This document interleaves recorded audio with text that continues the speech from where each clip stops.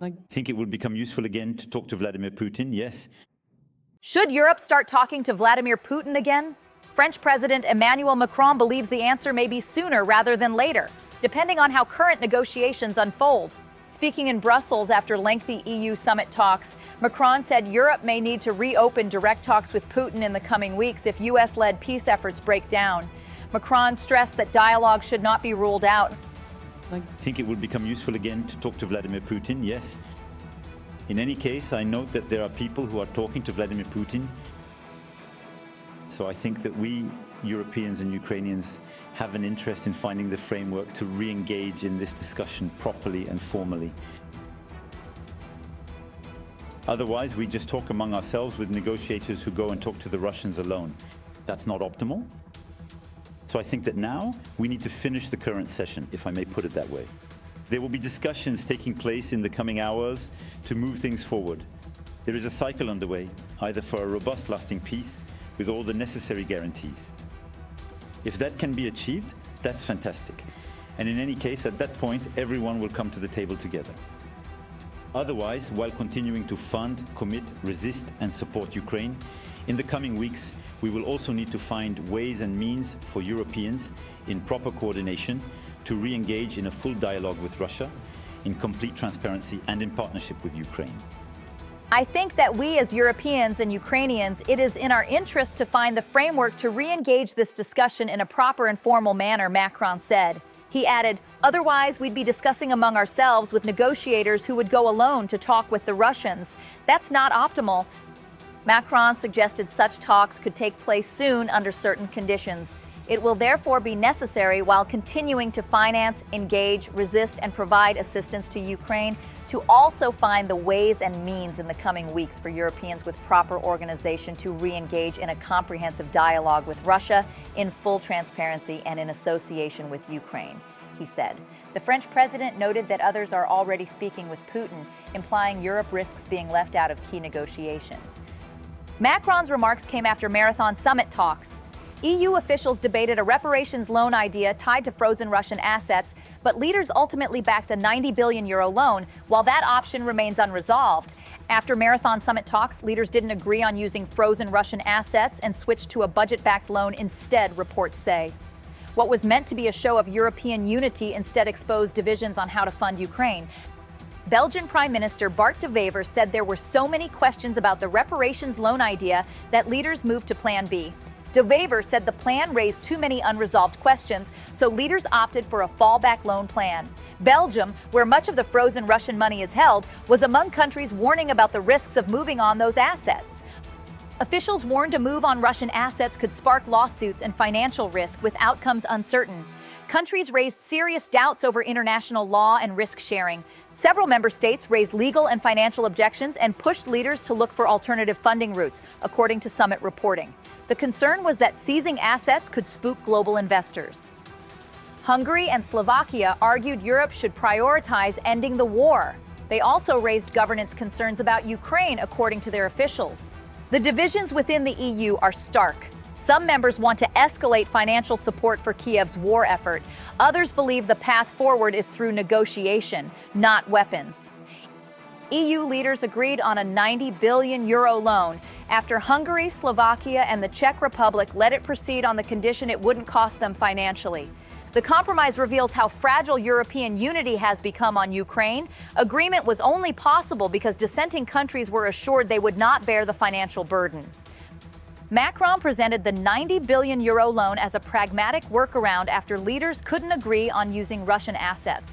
He described it as giving visibility to our Ukrainian friends and coherence to our support. Macron framed the agreement as ensuring Ukraine has the means to continue its war efforts starting in 2026. Macron also referenced the decision taken last week to secure the long-term immobilization of frozen Russian sovereign assets within EU jurisdictions. The EU is keeping the frozen assets locked, but for now cannot agree on how to use them. The question of whether to eventually seize them remains unresolved. At a defense ministry meeting, Putin said Russia would take more land by force if talks don't move on U.S. proposals. Putin signaled that Moscow will not compromise on territory. Putin said Russia would prefer to resolve the conflict through diplomacy, but made clear that option has limits. Putin's reference to historical lands is a direct reference to regions Russia is demanding Ukraine cede. Moscow has maintained that territories it controls, including Crimea and parts of eastern Ukraine, are now Russian. Analysts and officials treat it as a hard-line message that could narrow room for a deal. Russia, according to Putin, will not give up territory it considers its own. Kyiv has repeatedly said borders can't be changed by force, and Zelensky has rejected territorial concessions without strong security guarantees. Many European leaders have backed this position, but as EU divisions grow, the question is whether that unity will hold under pressure to reach a deal. In Washington, Trump has publicly signaled urgency around a deal, while key gaps, especially territory, remain, according to multiple reports. Trump says progress toward peace is closer than ever, holding out hope that negotiations can still succeed despite deep disagreements between Moscow and Kyiv. This is not the first time France's president has stirred controversy with his words on Russia and Ukraine. Since the war began, Emmanuel Macron has repeatedly argued that dialogue with Moscow must remain open, even as fighting continued. At multiple moments in the conflict, Macron pushed for diplomatic channels with Russia, insisting that talks were essential to prevent dangerous escalation. But those calls for dialogue came alongside harder rhetoric. At one point, the French leader even floated the idea of sending NATO troops to Ukraine, triggering alarm and sharp reactions across Europe. Macron clarified that such forces would not be peacekeeping forces on the contact line, but rather forces present in certain strategic locations with a deterrent character against potential Russian aggression. For now, Europe remains divided. Ukraine remains short of funds, and one of the EU's boldest financial plans has stalled with no clear consensus in sight. Russia says its forces are advancing in several areas, while Ukraine disputes parts of those claims and says it's holding lines. The question facing European leaders is whether continued military support or diplomatic engagement offers the best path forward. Macron's remarks signal a potential shift in European thinking. After years of isolation and sanctions, the French president is openly suggesting that Europe must find a way to speak with Putin again, if US-led efforts fail. Whether other European leaders will follow remains to be seen. But with the €90 billion compromise revealing deep divisions and no end to the war in sight, the pressure to consider alternatives is growing. As Macron said, "I observe that there are people who are already speaking with Vladimir Putin." Europe, he suggested, cannot afford to be left out of those conversations. Well, good evening, ladies and gentlemen. Thank you for staying up until this late hour. And so I wanted to report to you on the conclusion of this council.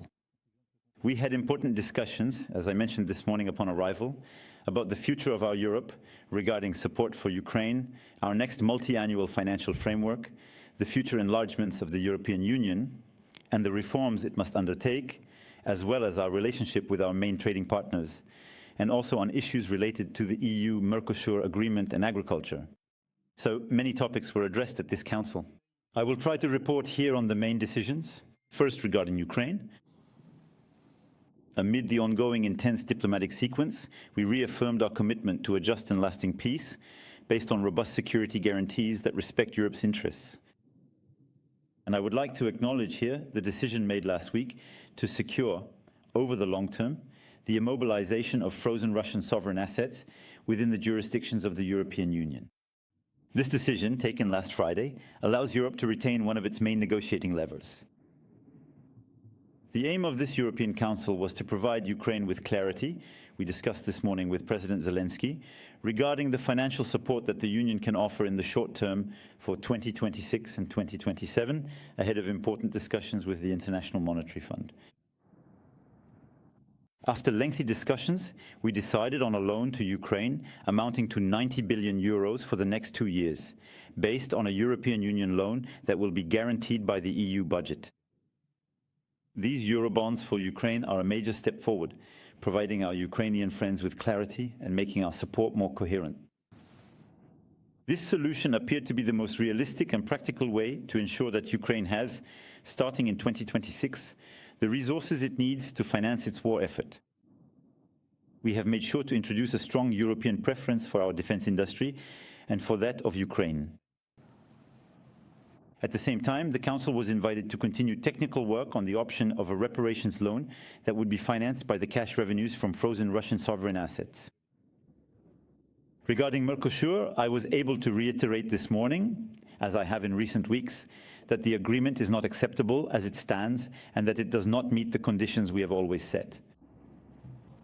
It was therefore inconceivable to try to force a decision in the Council to authorize the signing of this agreement when our requirements have not yet been met.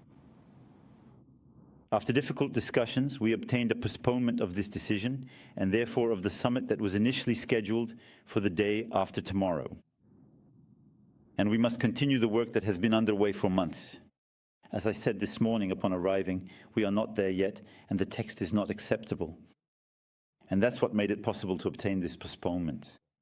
Now, we are going to continue working. We have started to secure a robust safeguard clause, which will act as an emergency brake to protect our agricultural sectors. This safeguard clause has been strengthened by the European Parliament by incorporating proposals that came from European agricultural unions. We now want it to be definitively established and to complement the agreement by being accepted by the Mercosur countries. This step is essential for it to be a true safeguard clause. We have also demanded reciprocity because we cannot accept that products imported from third countries are not subject to the same standards as those imposed on our producers. So we want what are called mirror measures, particularly regarding animal feed and pesticides. Otherwise, it's not fair. Otherwise, we impose rules on our producers. And we don't impose them on importers. The Commission has started to address this with a proposal on food safety.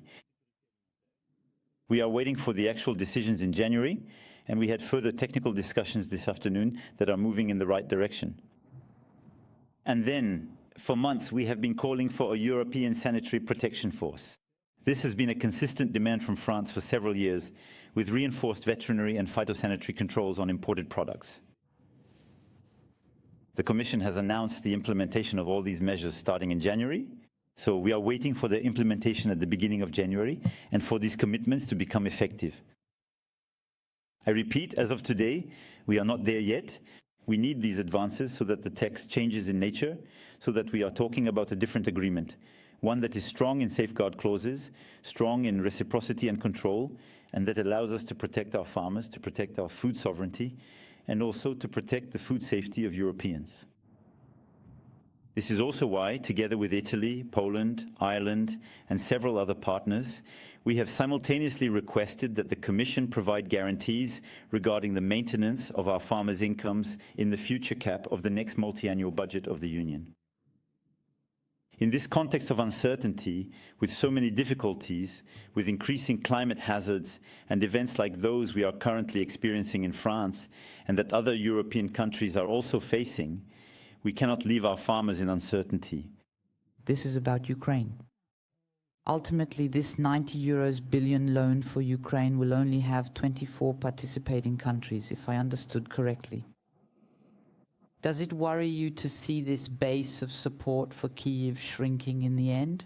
Regarding aid to Ukraine, yes, there is a real break with this decision for the first time.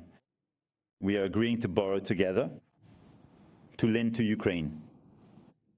This provides visibility, scale, and this, in any case, with this mechanism, because we've already had several financial mechanisms that allowed us to lend, this is an important step forward. This decision was made unanimously. There is then a mechanism that allows 3 countries to be shielded from the financial impact, and therefore from their share of the contribution cost in the long run, if there were to be any, and so on, and so on. For all the consequences, which is an opt-out mechanism that is very familiar to us, and that we have already used several times, particularly during the financial crisis, and which, if I remember correctly, allowed Slovakia to benefit from it. Regarding mechanisms for Greece and certainly for the United Kingdom, so these are mechanisms we are familiar with. When there are political agreements, it allows us to go further. Does this have an impact given the 3 countries we're talking about? No. It doesn't change things financially. What would have been concerning is if there had been, intellectually, what would have been concerning is if a country had wanted to block it. And I think what's very important is that you had unanimity on the decision. So I see this rather as a sign of trust and therefore of strength. two questions. Why is it that today we weren't able to reach an agreement on the use of the frozen Russian assets, or at least on the income they generate? You mentioned international law, but concretely, who blocked it? Was it you? Was it Orban? Who was concerned about the consequences under international law of using these assets? And second question, at this stage, do you think it would be useful to talk to Vladimir Putin? On your first question, there was a very lengthy debate. First of all, there was a very important technical effort. And I want to once again acknowledge the commitment of the Commission, Belgium and Germany, who made it possible to produce a very detailed text. This text understandably raised many questions among several member states of very different kinds, regarding the potential risk it posed to financial structures, to states, to financial stability. I'm not going to list them all here, but behind this technical solution, despite all the work that was done, there were still some unresolved questions. That was not my role. My role was rather to try to find a way forward and to preserve this dual approach. But of course, we all had a lot of questions, yet France was by no means an obstacle to the progress of this technical solution. I would say, of the two technical solutions that the Commission had put on the table, and in the end, we are leaving this Council with a great deal of coherence. We are adopting and immediately implementing one of the technical solutions proposed by the Commission, and we will continue working on the other. It is unprecedented, it is very complicated, and we are right to be asking all these questions. So I think we need to respect all the countries that raised legitimate questions, which they brought up, and these will lead to work by the Council, but in coordination with the Commission and also with the European Central Bank, in order to resolve uncertainties and try to move forward on this path. But of course, this is an extremely technical issue, which explains why there have been intense debates in recent weeks and during these last hours. If it had been a failure, if we had stopped there, and I think we made the right decision, which is to say that we must continue on this path, we are consolidating the immobilization of assets, and above all, we are making an immediate decision tonight because we don't want to wait. And we promised Ukraine clarity, so we are making this decision with, therefore, the joint borrowing to finance this effort and the 90 billion. So I think that's a good way to do things. Your second question? I think it will become useful again to talk to Vladimir Putin, yes. In any case, I note that there are people who are talking to Vladimir Putin. So I think that we, Europeans and Ukrainians, have an interest in finding the framework to re-engage in this discussion properly and formally. Otherwise, we just talk among ourselves with negotiators who go and talk to the Russians alone. That's not optimal. So I think that now we need to finish the current session, if I may put it that way. There will be discussions taking place in the coming hours to move things forward. There is a cycle underway, either for a robust, lasting peace with all the necessary guarantees. If that can be achieved, that's fantastic. And in any case, at that point, everyone will come to the table together. Otherwise, while continuing to fund, commit, resist, and support Ukraine, in the coming weeks, we will also need to find ways and means for Europeans, in proper coordination, to re-engage in a full dialogue with Russia, in complete transparency and in partnership with Ukraine. First of all, is there a timeline for the further discussions about the Russian assets? And do you have a deadline that you would like to see on that? And second of all, there were high expectations for this summit for Ukraine. What is the message that the decisions tonight sends to Ukraine, to Russia, to the United States? Is it enough to keep Europe a part of these negotiations? Yes. No, thank you very much.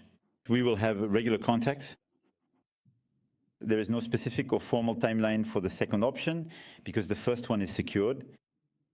Today, we made the decision to impose a joint arrangement in order to finance these 90 billion. And the message to Ukraine is the support from the European Union for the next 2 years and the fact that we have decided to support them in their efforts to resist with this arrangement. We have taken our responsibility. We stand with them. We support them with our equipment. We are preparing a robust peace with the coalition of the willing. And we are participating in negotiations with the Americans and in ensuring their commitment. So my answer is that we have delivered on what we committed to do for Ukraine. The absence of a decision would be a disaster. Fortunately, we made a decision, a clear decision, a clear commitment with concrete results. So this summit is a very good one for Ukraine. It is a message of stability, visibility, and support from the Europeans. And towards Russia, it is a message of determination sent by the Europeans. Determination because we froze the Russian assets a few days ago, and determination because we discussed joint debt all together to finance Ukraine's resistance.